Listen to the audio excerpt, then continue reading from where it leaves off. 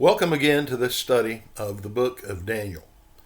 We are resuming our study of Daniel's vision of the exalted men in verse 2 of chapter 11. Following the introductory material of chapter 10 and verse 1 of chapter 11, Daniel's heavenly messenger begins to reveal a long series of momentous events affecting the Jewish people that will unfold over the next 500 years. The beginning point of the vision is the year 536 BC, the third year of the Persian sovereignty over Judah, as we read in chapter 10 and verse 1.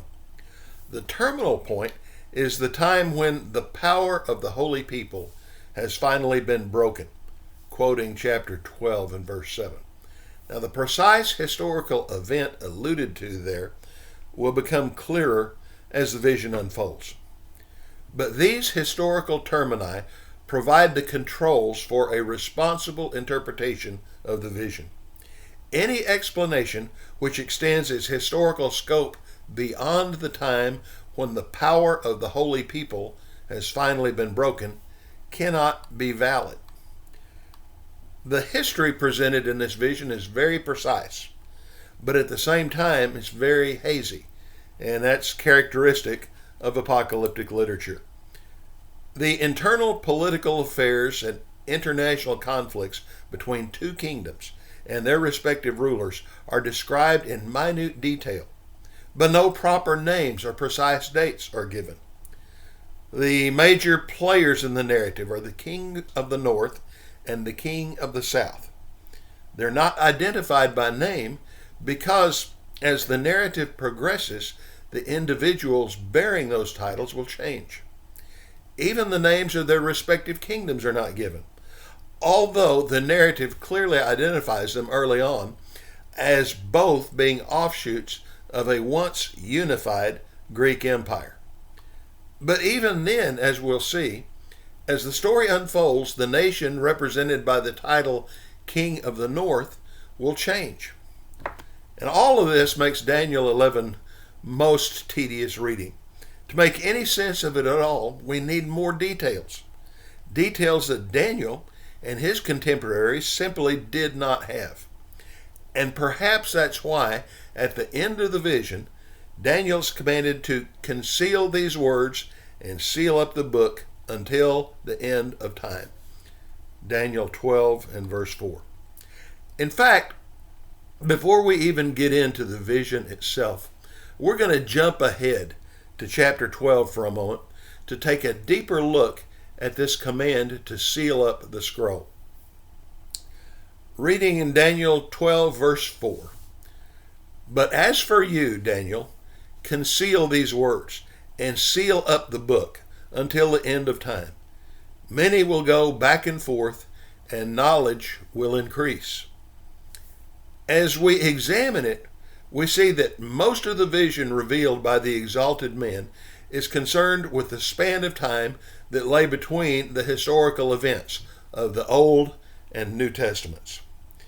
Throughout the ascendancy of the Assyrian and Babylonian empires, God had called inspired prophets to interpret the times to his people, warning them of impending judgment, urgently calling them to repentance, and ultimately comforting them with promises of restoration and rebuilding.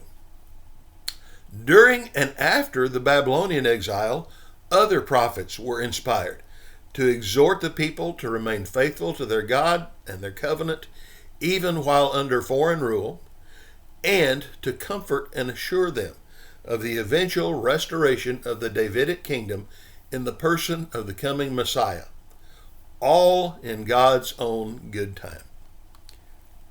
After the time of Malachi, however, about 420 BC, the voice of prophecy suddenly went silent, and no more inspired prophets would arise until John the Baptist. Therefore, as the control of the Jewish people passed from the Persians to the Greeks and later to the Romans, there were no prophets to explain or interpret precisely what God was doing in these events and what he wanted his people to learn from their experiences. The only inspired scriptures dealing with these intervening centuries are the vague prophecies contained in Daniel's vision of the exalted men, as recorded here in the 11th chapter of his book. So a good question would be, why would Daniel be commanded to seal up the scroll containing these visions until the events prophesied in them had already been accomplished? A second question would be, just what was meant by sealing up the scroll? The Hebrew verb translated seal up can mean to securely enclose a document to limit the knowledge of its contents, or to affix an official seal of authorship, guaranteeing the authority and authenticity of its contents. And in one case, in Isaiah 29:11, in a figure of speech, an unintelligible prophecy is said to be sealed up. So in commanding Daniel to seal up the scroll, the exalted man was not necessarily telling him to make it completely unavailable. It may be that Daniel was told to seal up the scroll and keep its contents secret, only to be revealed at the end of time. That is, the time period covered in the book. But it's just as possible that he was instructed to safeguard the message of the scroll, to ensure that it was not altered or compromised at any point along the way until the end of time. Regardless of which interpretation we accept, it would require a measure of divine providence to maintain either the secrecy or the integrity of the scroll after Daniel's lifetime. Well, in light of these considerations, I'm inclined to believe that Daniel is being told to seal up the scroll with its mysterious message, which even Daniel himself could not fully grasp, in order to securely preserve its message until such a time as its meaning could be clearly understood. And that time would not come all at once. Chapter 12, verse 4 again says that many will go back and forth, and knowledge will increase. What the exalted man seems to be telling Daniel is that this vision contains prophecies that cannot be fully understood until the events actually come to pass. With the passing of time, however, as the actual historical events took place, the scroll of Daniel's visions would be available as a ready reference to verify that God had already preordained them. People of faith and insight could go back and forth, comparing prophecy with fulfillment, and knowledge of the meaning of Daniel's book of visions would increase. And the precision and accuracy of the prophecies given hundreds of years in advance of the actual historical events would be absolutely astounding. This back and forth comparison between visionary prophecy and historical fulfillment is precisely the approach that we're going to take in our attempt to unlock the meaning of the visions in Daniel 11. Step 1 asks the question, what was prophesied? In this step, we'll simply look at the text as written. Step 2 asks, how did it happen? And here we'll attach real names and dates to the shadowy people and events described in the text. Now, I'll tell you at the outset, this is not necessarily going to be easy sledding. To do justice to the contents of this vision, we will need to devote 3 lessons to it. These lessons will essentially be a study of ancient history, which may not be your cup of tea. But if you'll bear with me, I think you'll be amazed at the detail and accuracy of these prophecies as they're fleshed out in the historical record. And as we go along, bear in mind that all this constitutes the revelation delivered to Daniel by the exalted men introduced in chapter 10. The vision begins with a prophecy of the transfer of power in the ancient Near East from Persia to Greece. What was prophesied? Chapter 11, verses 2 through 4. And now I will tell you the truth. Behold, 3 more kings are going to arise in Persia. Then a fourth will gain far more riches than all of them. As soon as he becomes strong through his riches, he will arouse the whole empire against the realm of Greece. And a mighty king will arise, and he will rule with great authority and do as he pleases. But as soon as he has arisen, his kingdom will be broken up and parceled out toward the 4 points of the compass, though not to his own descendants, nor according to his authority which he wielded, for his sovereignty will be uprooted and given to others besides them. So that's the prophecy.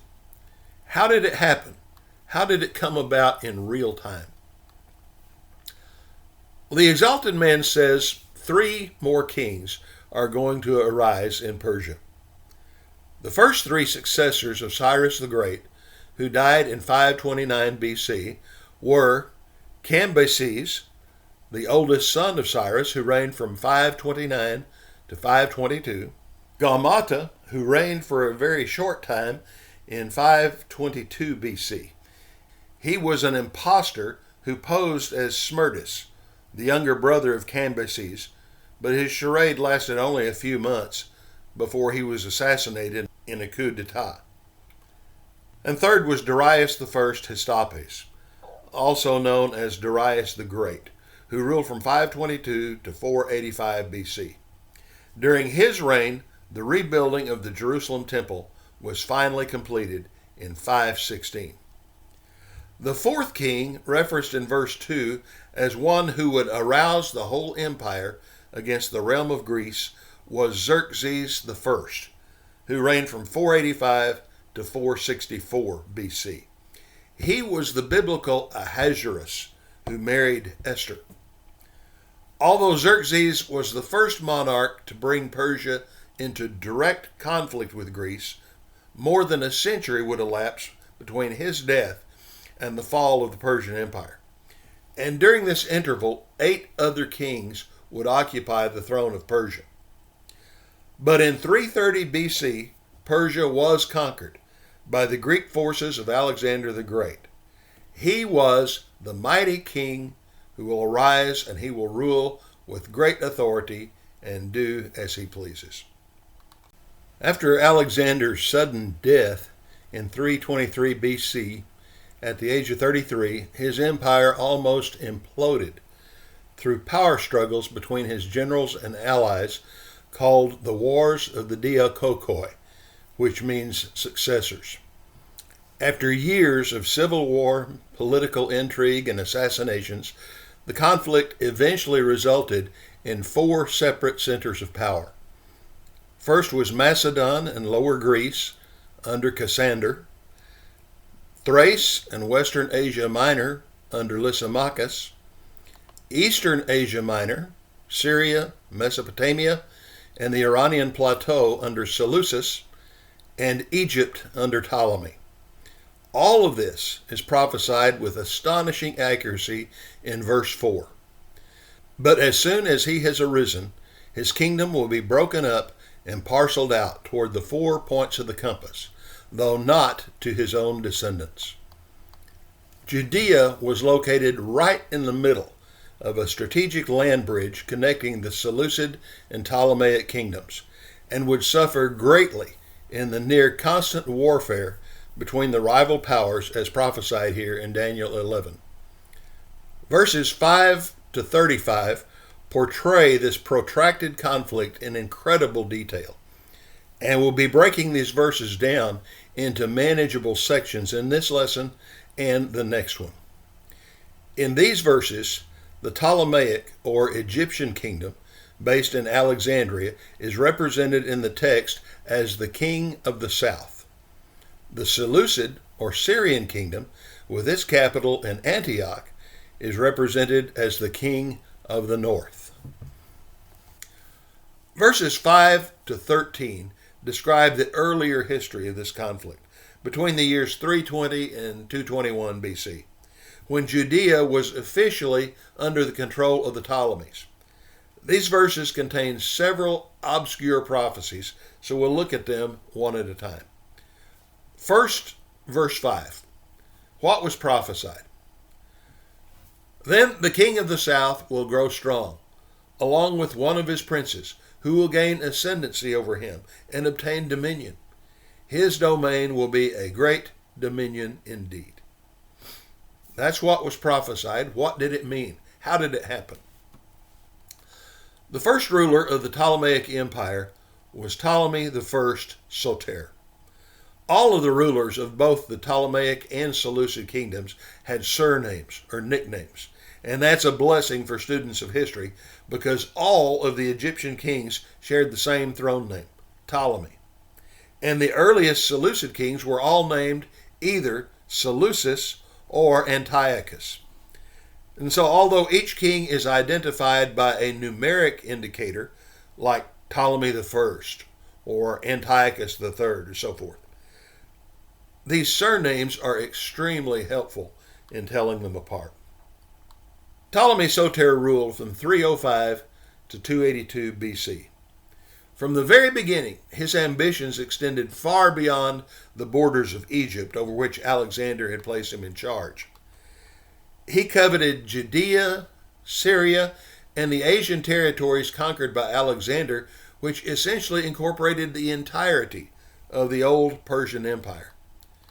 Power in these territories, however, was being fiercely contested between a number of other diakokoi. In 316 BC, while Ptolemy was still consolidating his own power in Egypt, he unexpectedly received a powerful ally. Seleucus Nicator was a rising star in the power struggle for control of Syria and Mesopotamia. However, after a serious falling out with some of his allies, he defected to Ptolemy, and for a few years he yielded invaluable service as an admiral in the Egyptian navy. But in time, changes in the political landscape in Syria and Mesopotamia provided Seleucus an opportunity to make another play for power in his own territory. So in 312 BC, he made his way back with Ptolemy's blessing. In 310, he assumed the title of king, Seleucus I Nicator, officially beginning the Seleucid Empire. Eventually, Seleucus secured control of Alexander's old domains all the way from Syria and Phoenicia in the west to the Indus River in the east. Thus, his dominion and power far surpassed that of his sponsor, Ptolemy. Seleucus is the prince of verse 5 who gained ascendancy over him, that is Ptolemy. Now, former friendships notwithstanding, the Ptolemaic and Seleucid kingdoms were natural enemies. And soon after the deaths of Ptolemy I and Seleucus I, they were at war with each other.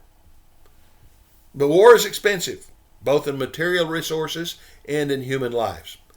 And after a while, the kings of the two rival empires tried to make peace with one another so that each could focus his energies elsewhere.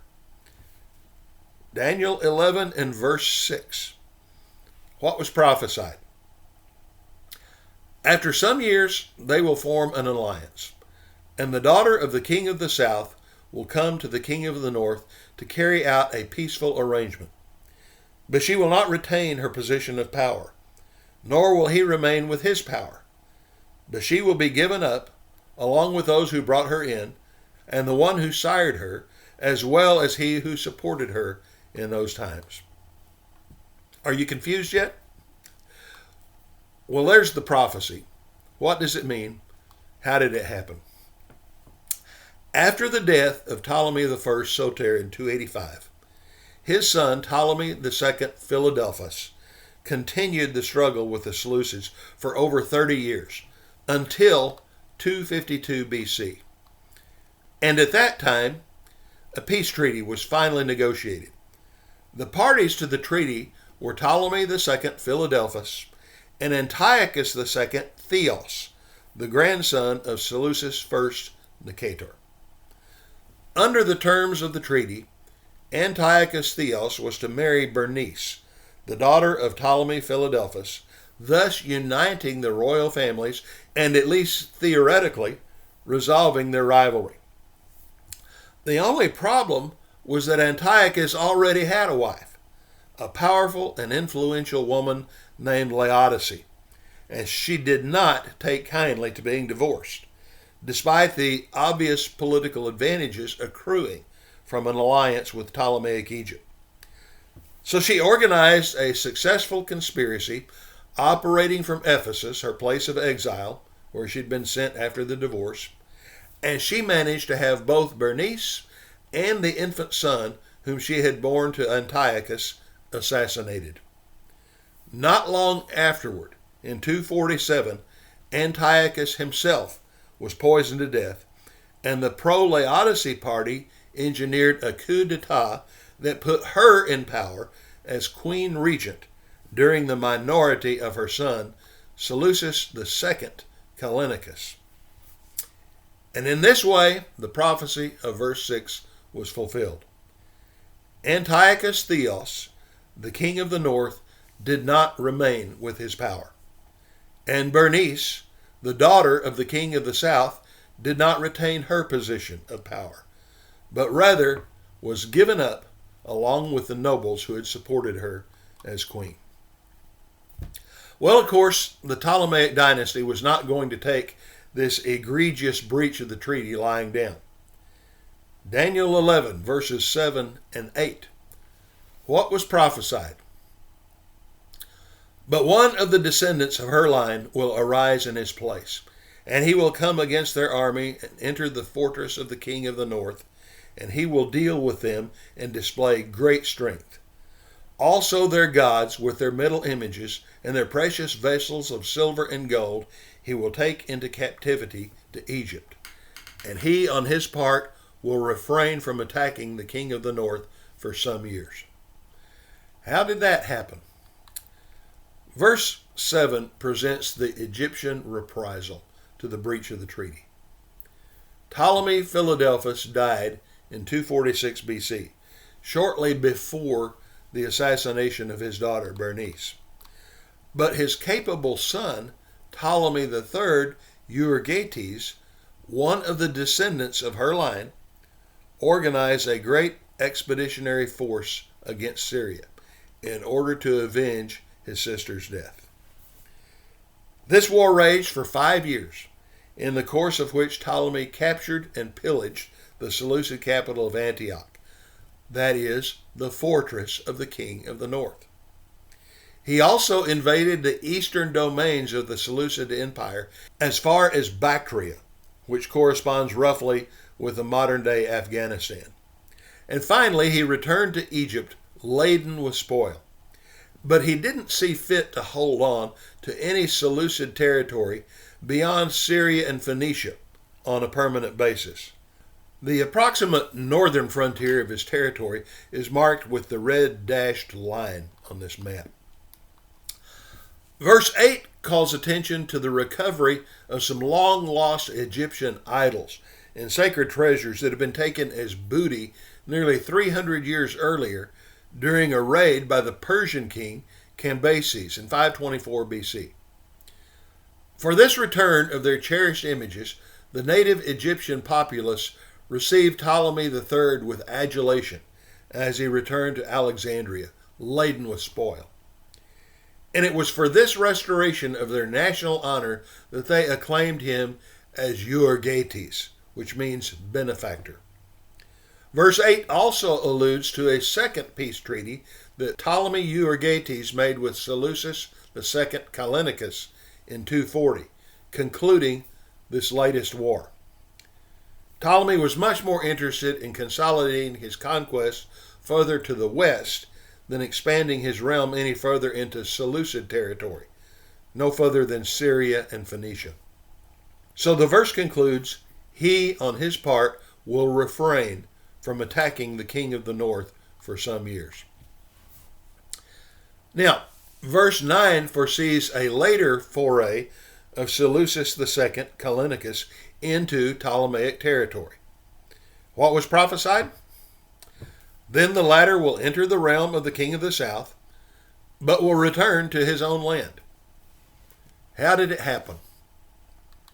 This probably refers to a successful attempt of Seleucus II, the son of Laodice, to regain control of northern Syria and Phoenicia sometime in the 230s BC. This invasion did not include Judea, which was technically a part of southern Syria, which remained firmly under Ptolemaic control. And there is no record of Seleucus Callinicus ever attempting an invasion of Egypt proper. Having gained the desired territory, he chose to return to his own land, exactly as prophesied in the vision. Verses 10 to 12 foretell an important new development in the struggle between the two great powers, with the rise of Antiochus III in Syria and his desire for the possession of Judea. What was prophesied? His sons will mobilize and assemble a multitude of great forces, and one of them will keep on coming and overflow and pass through, that he may again wage war up to his very fortress. The king of the south will be enraged and go forth and fight with the king of the north.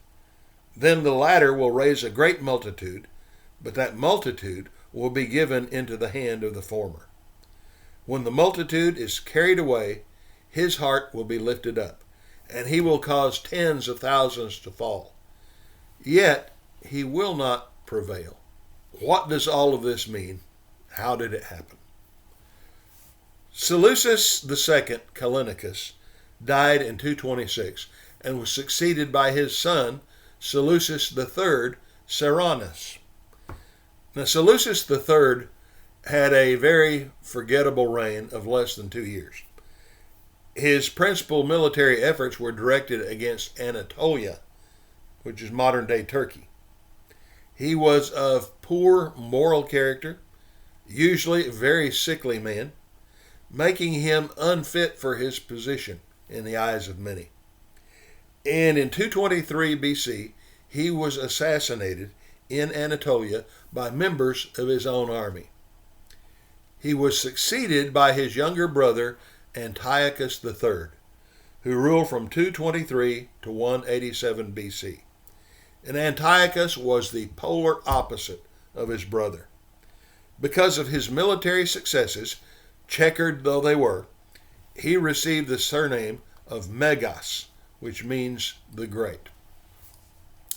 After first suppressing a revolt in his eastern provinces, Antiochus the Great next launched an expedition to conquer Phoenicia and Judea, and to gain an entry point to Egypt. This all took place in about 219 and 218 BC. This expedition is the fulfillment of verse 10. His sons will mobilize and assemble a multitude of great forces, and one of them will keep on coming and overflow and pass through, that he may again wage war up to his very forces. These two forces met at Raphia, right on the border of Egypt. By the way, Raphia is modern Rafah, which has been in the news recently as the last place of refuge for millions of Palestinians as the Israeli army continues its invasion of the Gaza Strip. But the Battle of Raphia is historically significant as the only known battle in which African and Asian war elephants were used against each other. Antiochus the Great was not at his greatest on that day, however, as the battle ended in a humiliating defeat at the hands of the smaller army of Ptolemy IV Philopator. Verse 11 tells the story. The king of the south will be enraged and go forth and fight with the king of the north. Then the latter, who is Antiochus III, will raise a great army, but that multitude will be given into the hand of the former, who is Ptolemy IV. Then comes the sequel in verse 12. When the multitude is carried away, his heart will be lifted up, and he will cause tens of thousands to fall. Yet he will not prevail. In a humiliating peace treaty that followed the Battle of Raphia, Antiochus III was compelled to cede all of Phoenicia and Judea to Ptolemy IV and leave Egypt in undisputed possession of them. That is, until a more convenient time, because in the long run, the Ptolemaic Empire would not prevail. During the following years, Antiochus attained his most brilliant successes in subduing and subjugating the rebellious provinces in the Middle East all the way to the Caspian Sea in the north and the Indus River on the east. And these invasions absorbed all his energies from 212 to 204 BC. But finally, in 203, Antiochus saw his opportunity to strike at Egypt again. Ptolemy IV Philopater had just died, and he had been succeeded by Ptolemy V Epiphanes, who was all of 4 years old. In our next lesson, we'll continue to look at the vision of the exalted men and see how the changing political scene led to the transfer of power over Judea from the declining Ptolemies to the ascending Seleucids. You will reign forever.